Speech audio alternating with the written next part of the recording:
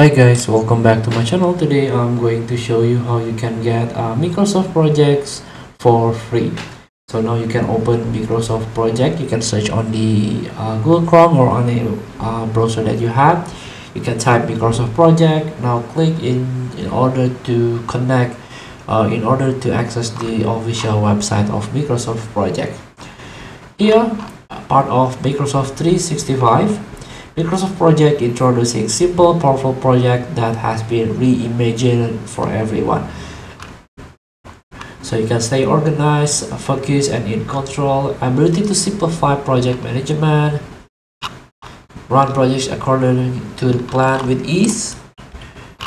Enhance your vision and results with business intelligence. Leverage sophistication to innovate, and so on. So here, in order to getting started with project, you can click on view packages and prices. Here there are some plan that you need to learn first. Don't forget to sign in to log in into your Microsoft account. Here, in order to get for free, you need to choose the plan first, like banner plan, project package, or project package 5, and so on. So these are the differences. And for example, this project package, or a planner plan 1, the cheapest one, you can click try it free for 1 month, and here you can start a sign in your account.